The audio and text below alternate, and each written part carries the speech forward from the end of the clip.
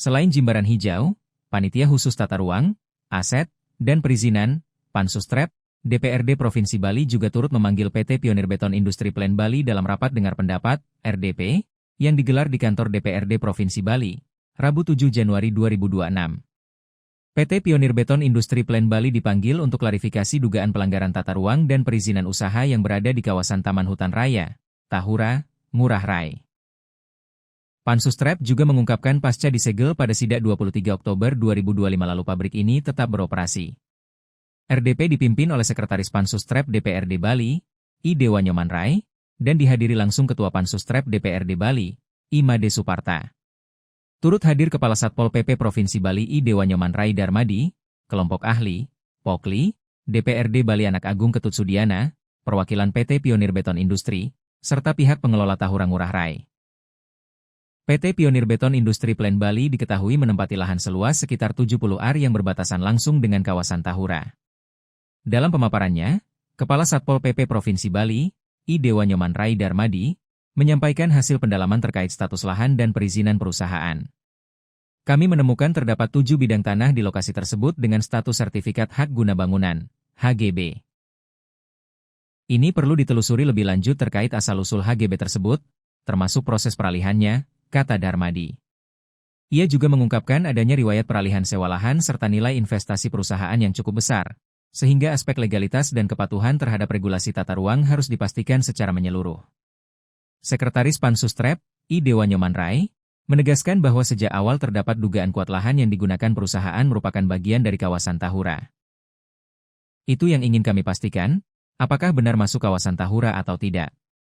Penelusuran akan dilakukan bersama pihak pengelola Tahura dan instansi terkait, tegasnya. Ia juga menilai PT Pionir Beton Industri tidak kooperatif karena masih melakukan aktivitas meskipun telah dilakukan penutupan sementara dan pemasangan Pol PP lain oleh Satpol PP. Pansustrep merekomendasikan agar seluruh kegiatan perusahaan dihentikan sementara hingga seluruh perizinan dilengkapi. Kami sepakat kegiatan harus dihentikan mulai hari ini. Kami berikan kebijakan waktu 2 minggu untuk melengkapi perizinan. Jika melewati batas waktu tersebut, maka akan dilakukan tindakan tegas berupa pembongkaran, ujarnya. Sementara itu, perwakilan PT Pionir Beton Industri, Jackson Citorus selaku legal perusahaan, menyampaikan bahwa pihaknya telah berbadan hukum dan memenuhi persyaratan administrasi dasar. Ia menambahkan, pihak perusahaan tengah memproses sejumlah perizinan lanjutan, termasuk PKKPR dan dokumen lingkungan.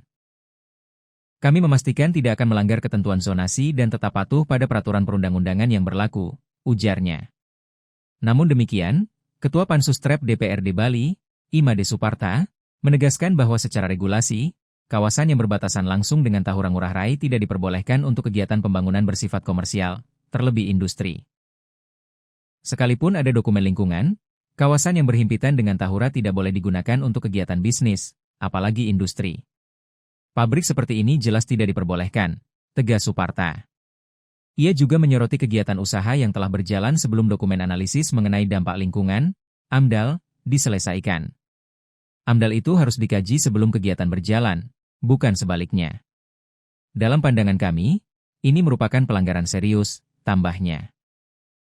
Sebelumnya, Panitia Khusus Tata Ruang, Aset, dan Perizinan, Pansustrep, DPRD Provinsi Bali menutup sementara kegiatan industri pabrik beton di Jalan Bypass Ngurah Rai, Pemogan, Suung Kauh, Kamis 23 Oktober 2025. Hal ini dilakukan usai Pansustrep DPRD Bali melakukan sidak bersama OPD terkait. Satpol PP Provinsi Bali didampingi Satpol PP Kota Denpasar pun melakukan pemasangan Pol PP lain sebagai tanda bahwa kegiatan operasional di pabrik tersebut ditutup sementara. Ketua Pansus Tata Ruang, Aset dan Perizinan, TREP, Imade Suparta pada sidak tersebut menjelaskan sesuai keterangan dari BPN Kota Denpasar terdapat 14 sertifikat pada lahan di sekitaran pabrik beton tersebut. Sementara, Bagian Tata Ruang Kota Denpasar menjelaskan sesuai dengan tata ruang baru yakni pada Perda Nomor 8 Tahun 2021 lahan di sekitaran pabrik beton ini merupakan kawasan perdagangan dan jasa. Bahkan setelah dilakukan pengecekan RT/RW ke provinsi terkait tata ruang masih sama yakni perdagangan dan jasa. Pabrik beton ini industri kan RT/RW-nya perdagangan dan jasa. Sesuai regulasi industri segmen kecil harus ada izin IMB melalui OSS ada sertifikasi berapa usahanya. Jelas, Suparta.